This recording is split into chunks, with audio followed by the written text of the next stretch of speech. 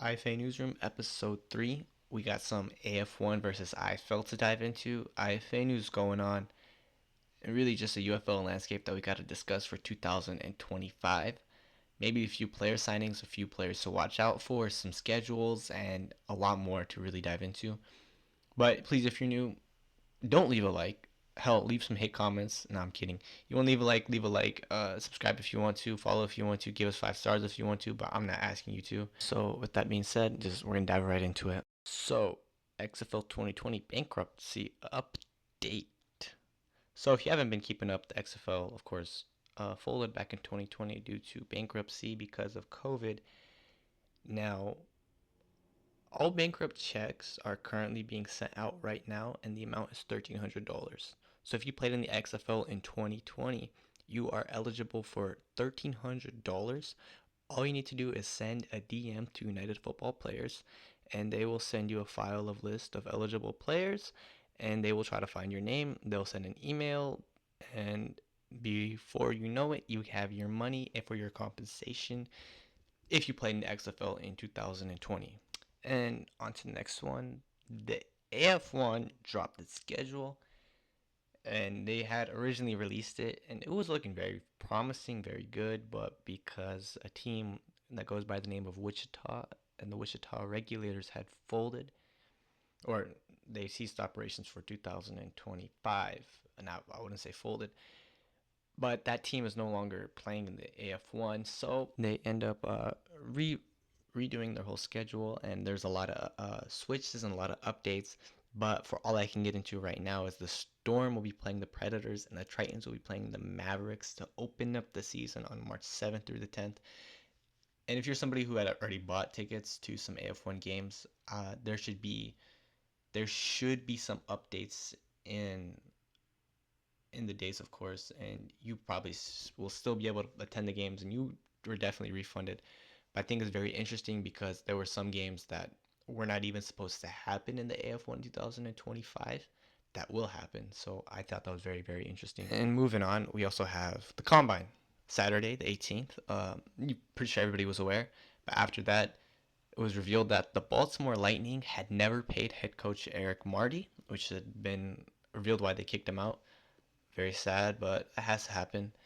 And that's really all we have for IFA news for the moment.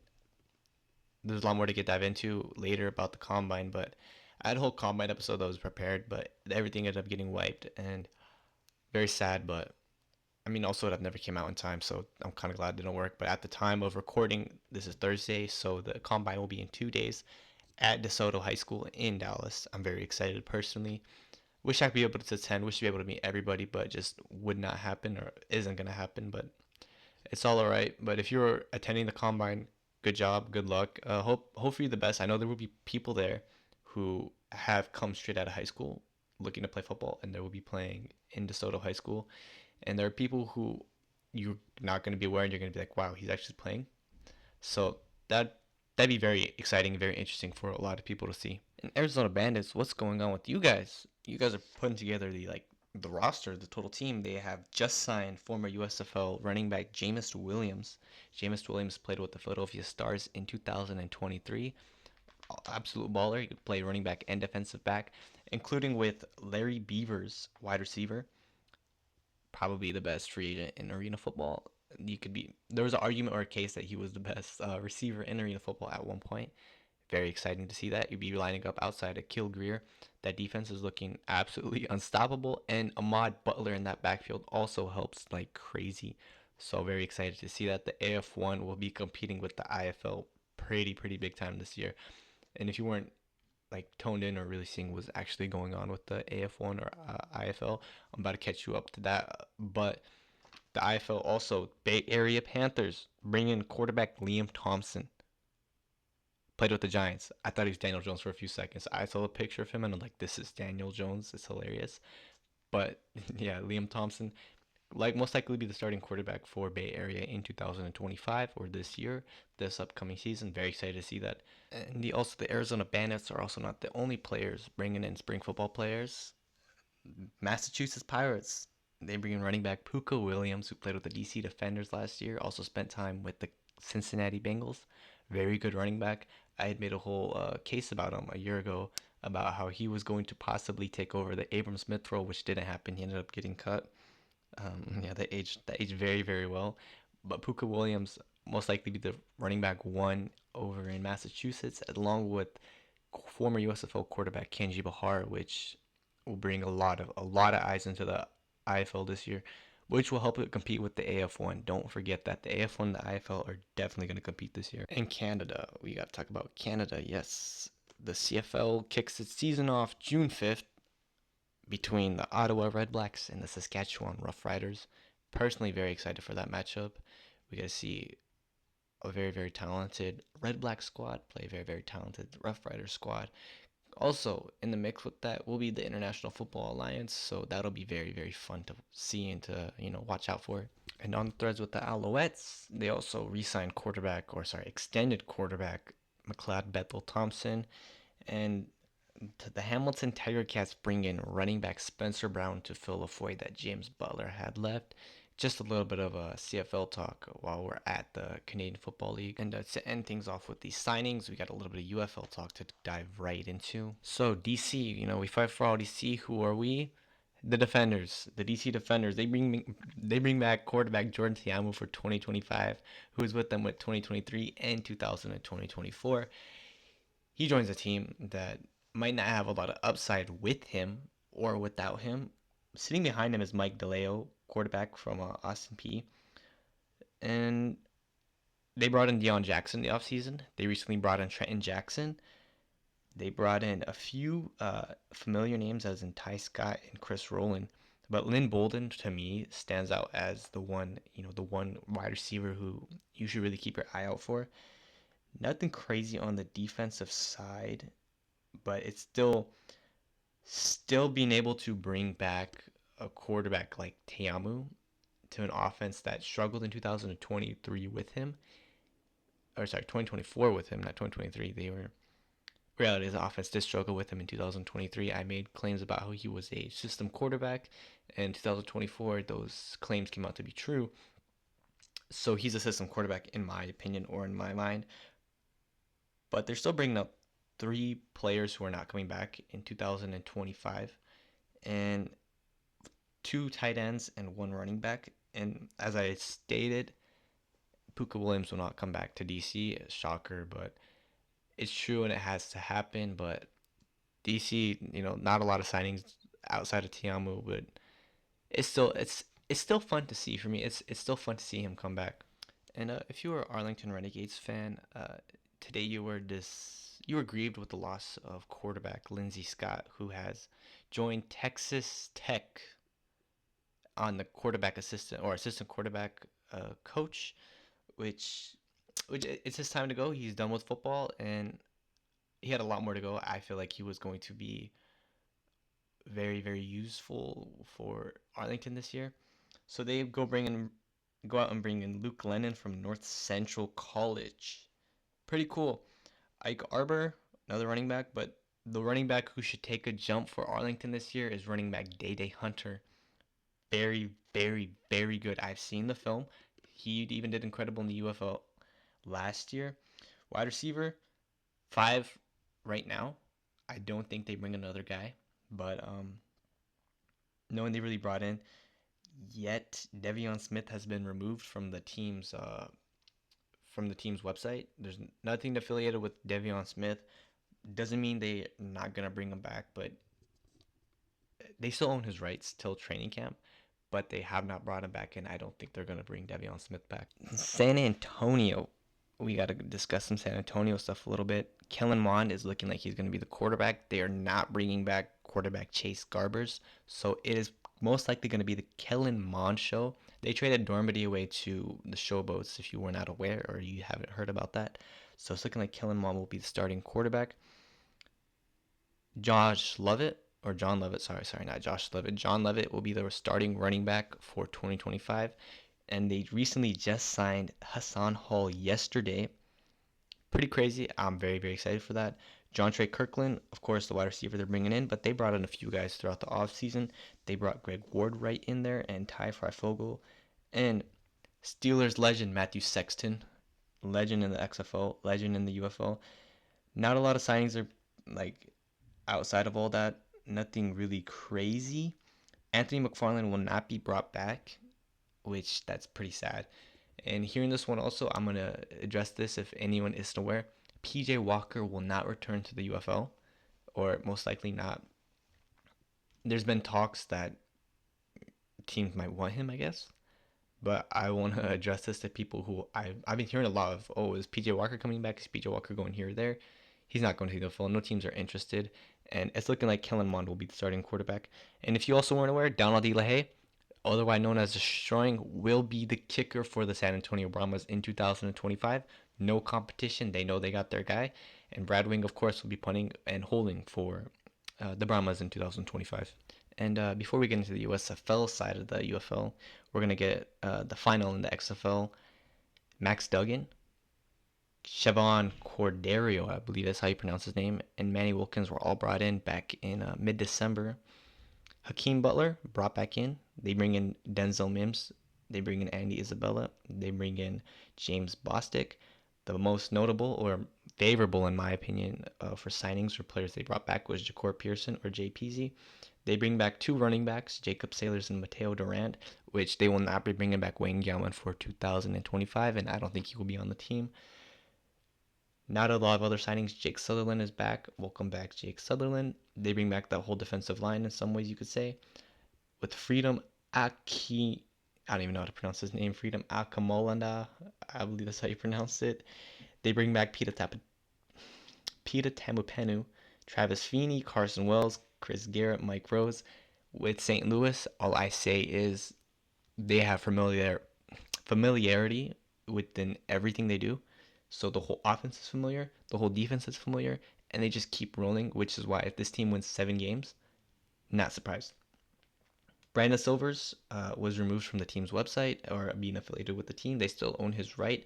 I don't think they bring Silvers back. I don't think they bring Darius Shepard back. Marcel Aitman and Steven Mitchell will probably not come back for the team 2025, but their rights are still owned by the Battlehawks. And Houston, the Roughnecks.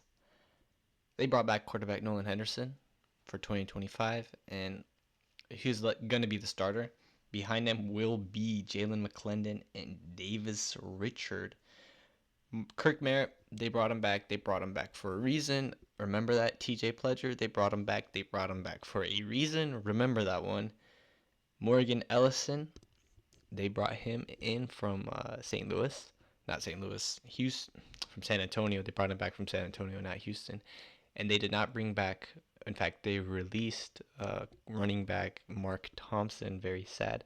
Justin Hall, Kiki Chisholm, Cyril Grayson, and Emmanuel Butler are all returning receivers. They brought in TJ Vasher from San Antonio from 2023, and he'll be with the team. Not a lot of like signings offensively or defensively outside of Xavier Benson, and they brought in outside linebacker Mike Scott. They had brought in wide receiver Bailey Gaither, but had released him 2 weeks later. I thought that was very, very entertaining. They're not bringing back quarterback Jared Garantano, so in fact, Nolan Henderson will be the starter in 2025. Chris Odom will also not be brought back, and Corn Elder, Markel Roby are the two players that they're bringing back. And Jack Corner, free safety, will be brought in from San Antonio. So I think I've seen a lot of San Antonio players come in. I'm not sure what that is. They don't have personnel from San Antonio. Nobody who's also with San Antonio. So that is very interesting to me to see Houston bring these guys in, I should say. And in fact, the other thing is Houston. They were two-win team, not two-win. They were a one-win team last year. Their only win came against Arlington. They were close fighting against good teams, but they were the losers of last year. And the way it's looking and it's trending, they're probably going to be the losers of this year in 2025. The only guy that they got in who I'm saying this guy's good is Justin Hall. And the running back room, Nolan Henderson hopefully can bring it off, but they start the season off against St. Louis, and I'm very excited to see that matchup. Now the second losers on this list, the Memphis Showboats. Memphis.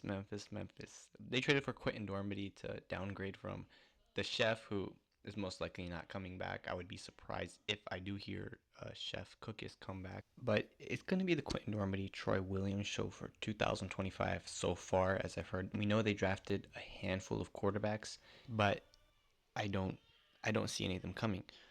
We know they let go of a few guys. They let go of Darius Victor. Victor is not coming back. As I've heard or as I've known, I don't think Cook is or Victor come back at all. Sage Surratt is also gone. I don't think Surratt's coming back. But who do they have replacing those guys? Let's discuss it. David Davis is back. Jonathan Adams is back, and Kyle Sheets is in. D. Anderson is also back. Very surprised to hear D. Anderson. D. Anderson didn't do anything last season that would be significant to bring him back. But they bring in Dwayne McBride, who played with the Vikings most recently. Preseason, spent some time, was on the practice squad, gets released, comes over to Memphis. And then DeAndre Torrey was suspended from CFL last year, spent time in the XFL in 2023, spent time in the USFL in 2022, and now he will look for that RB1 role, and I would expect him to play RB1 over in Memphis. And on the defensive side, we have a couple of interesting. They bring in Ravarius Rivers, who played with the Green Bay Blizzard from 2023 to 2024. And he gets his 11 on 11 chance over in Memphis. Very excited to see that. Eli Walker, they bring him in. He didn't play football in 2022. In 2024, they bring in Nasir Player, didn't play football in 2024. They bring in Boogie Roberts, didn't play football in 2024. Okay, they got three guys, all formerly in Pittsburgh, did not play football in 2024. They also will not be bringing in Josh Love, big shocker. I'll probably see him in the CFL or in the IFA in 2025, to be honest.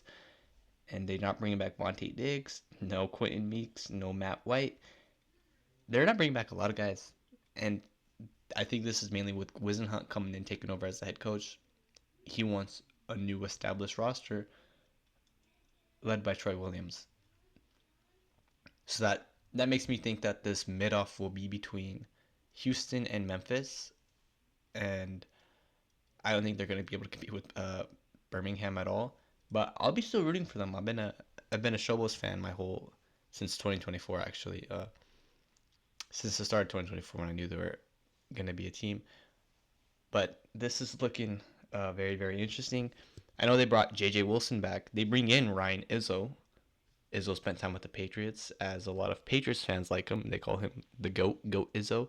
So they're excited to see him play this year for Memphis. And Birmingham. Matt Corral, they bring him back.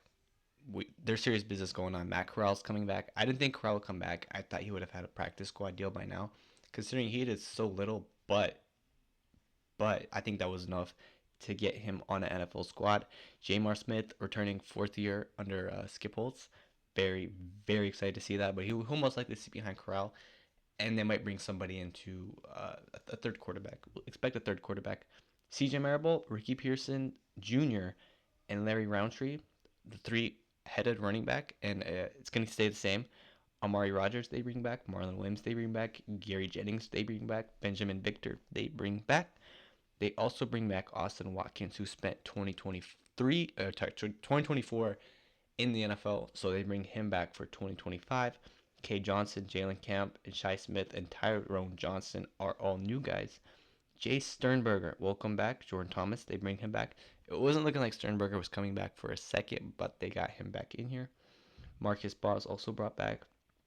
Everybody on the O-line looks the same. Carlos Davis on the D-line is brought back. Marcus Mitchell. The biggest one that would get me on the defensive line that they brought in would be Perrion Winfrey. 4 linebackers. I forget who, but their most recent linebacker just retired. So they have 4 linebackers. DeMarcus Gates, who came back in 2024 but spent 2 seasons with the Bears before that. Very cool. I thought that was really interesting. Everybody on defense is really back, but they bring in Stephon Gilmore's younger brother, Stephen Gilmore, and they bring in that's really the same. That's really the same. They didn't really bring in anybody else. But we got ourselves a kicker battle between Harrison Mevis and Chris Blewett. Notable guys they did not bring back is Deion Kane and Isaiah Zuber. Taco Charlton, and Mark Gilbert. Also, Kavad Tizino, middle linebacker. So, and also just because that they're not signed to Birmingham doesn't mean they won't play this season in 2025. But their rights are still owned by Birmingham till camp starts. And finally, with this final team we have is the Michigan Panthers. And the Panthers bring back 3 of 4. The only 4 they don't bring back is Brian Lewerke. The 3 they do bring back is Danny Etlings, EJ Perry, Bryce Perkins, and they added a draft pick, a player who signed that they drafted, Rocky Lombardi. They bring back Matt Colburn, Nate McCray, and Toa Tua. The one they don't bring back is Wes Hills, and it's not looking like Wes Hills will return. Marcus Sims resigned back 2 days ago, and that's really the only noticeable one. They did bring back Siosi Mariner. Siosi Mariner at a Utah State, played with them last year, was a really effective in the red zone and really good in that playoff run. That only lasted 1 game, but it's kind of funny. Devin Ross, they bring back Samson Nakua, Puka Nakua's older brother. Know your place, Puka Nakua. They re-sign. Yes, they re-signed because they signed him last year. They didn't sign him this year or whatever. They re-signed wide receiver John Hightower. I'm excited for that one. I'm very excited. And then they bring back Cole Hicatini. They bring back former draft pick in 2023 Gunnar Oaks. They bring in Jalen Weidemeyer out of Texas A&M. Nothing on the O-line. Jarrett Horst. They bring back Cole Cabral, James Walker, and Chim Okafora, offensive tackle. And then they also bring in Keith Russell, offensive tackle out of Missouri Western Valley. They bring back Gary Marino, Mike Tafoa, and Daniel Wise. Nothing on this defense is like actually scary on that defensive line. Noah Dawkins, linebacker though. Watch out for him in 2024. Oh wait, 2025, not 2024. Sorry. Kainakua, safety, they brought him back. They brought back, really, that's the only notable guy in the defensive backfield that they brought back. Kicker, BT Potter. Excited to see him run it up. Notable guys that don't bring back, Trey Quinn. Terry Wright was never going to actually ever come back, but he's on there. Frank Ginda has not re-signed, 2023 defensive player in the USFL. And Bumper Pool has not been brought back. Bring back Bumper Pool. He was a sake of happiness for this whole Michigan team. And the fact that he's not coming back resonates in a lot of people's hearts, and they want him back. Next, we have expansion talks. But this is from me, my perspective, my research that I'm doing when it comes to where I want the IFA to expand, not where the IFA should, but where I want them to expand. Where they should expand is Richmond, Virginia. Richmond would be a incredible place. Sioux City would be another great city to expand to. Go Florida. A Florida expansion is great. I know they're putting a team in Georgia. They're supposed to announce a Toledo team, and my personal prediction will be Coach Hugh Jackson. And what I have to do, I put a reel out saying if Hugh Jackson is the head coach for the Toledo team, I have to do 10 cartwheels. So don't let that happen, please. I don't want Hugh Jackson coaching then. Besides, not a fan of his work. We already know that. Also, if you were not aware, the UFL is planning to expand from 8 to 10 teams in 2026. Also possible Houston and Memphis relocation. But the UFL plans to add 2 more teams from 8 to 10, and the Seattle Sea Dragons are brought as a name that will most likely play in 2026. But all this is through Mark Perry, per Mark Perry, that I'm finding this out. But still, I'm very intrigued that they're bringing a team into 2026 that's going to be XFL based, and the one that makes the most sense is Seattle. No other team would make any sense. Not putting a team in Orlando would make 0 cents. A team in Vegas would make 0 cents. Putting a team in Houston when they already got a team in Houston wouldn't make any sense. Where did they go? Seattle. They can't put a team in LA because a team in LA would be a terrible idea right now. Putting a team out in New York would be just not the smartest. So putting a team in Seattle, of course, does not resonate, but has that fan base that they had a few years ago. So that's interesting. Another UFL expansion team or team idea would be in Canton. The Canton Bulldogs were actually filed by the US or filed by the UFL, so they have the rights to the Canton Bulldogs and also the right to the Portland Breakers. So a Portland team could also be in the mix in 2026. But Portland wouldn't be the smartest place to put a team, considering that they're probably reckoning 3,000 people a game. That's no sarcasm. That's no like joking around. There's 3,000 to 4,000 people a game. You're not aware of that, but that's kind of that's not good. That's not good numbers. But we'll just have to wait and see. But personally, still very, very excited. And with that, we got the combine. Finally, we're gonna end with the combine with this episode, mini episode. But Art Briles is gonna be there. How Mame is gonna be there. I was gonna say Eric Marty. I said Eric Marty in that last episode was gonna be there, and then I made a joke saying that Eric Marty was not gonna be there because Baltimore is out of the IFA. Chilara's gonna be there, and they'll also have their own tryout on the 19th in San Antonio, or really Sunday on the San Antonio. Tampa Bay's gonna be there. Alabama's gonna be there. Ohio's gonna be there. So come, if you're an athlete, you are an athlete. You're gonna be there. Ball out. Show them what they're missing out. Like I know Justin Art's gonna be there, and Justin Art is the man of the UFL, the man of the IFA, the man of the indoor league. Very loved, very, very, very well loved in the International Football Alliance. Very, very well loved in the IFA. Very, very well loved across all of football. There's gonna be players who haven't played since high school. Since high school, who are gonna be in this league. Pretty cool, right? We'll be a part of it. You're in San Antonio. You're in Dallas. You're in Houston. You're all the way over in New Mexico. Make the drive. Make the combine. You're in Oklahoma. Make the combine. You're in Denton. Make the combine. I think it's going to be very, very cool to see. Very, very fun to see. But that Eric Marty joke still cracks me up. I thought that was pretty hilarious to make fun of. But if you weren't aware, now you're aware. Now they didn't pay him. They had money problems. They didn't have ownership. Hannah has. I don't know if he's listening or not. If he has listened, he has given me no response. I don't know if he's listening or not, but we know what was going on, and that excuse you made for why you left the international football, or you got kicked out, not left, why you got kicked out of the International Football Alliance. You can't make up no excuse like that.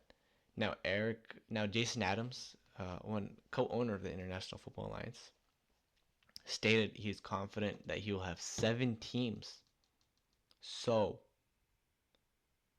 he said he's confident they'll have 7 teams in the International Football Alliance in 2025. Expect another expansion team. I would like to see that happen. I'll be very, very excited to see that happen. 7 teams. Also, if you don't have your passport, you're not playing in the league. It's that simple. Well, you could, but I don't think they're going to take a chance on a player that have their passport. I think you're going to need your passport. So with that being said, we got one more thing to dive into, and I will be announcing AF1 Arena Football 1 fantasy football podcast, or not podcast, series that I do. So if you play AF1 fantasy on this app, on this channel, on this podcast, we'll be discussing the Arena Football 1 and Arena Football 1 fantasy football, yes, including possibly a fantasy league, and with the fantasy league, possibly more. Also, UFL fantasy league, maybe UFL fantasy episodes along with AF1 fantasy episodes, which would be very, very nice. But for now, I'm gonna sign off. If you're still here listening, leave a comment on Spotify. Leave a comment on YouTube if you're still listening, saying, "Raf, your podcast sucks." I read the comments or the last comments. Hope the problem that out the last episode is fixed. If you're still listening, but I don't think you are. But it's fine if you aren't. I don't really. Well, I do care, so I get paid. But anyways, signing off, Rafael Samarikov. Everybody take care. If you're listening, thank you for listening. Give us a follow. Give us a shout out. Give us a comment. Give us a like. If you do, if you want to. If you don't want to, I don't. It doesn't really matter. But without that being said, everybody take care.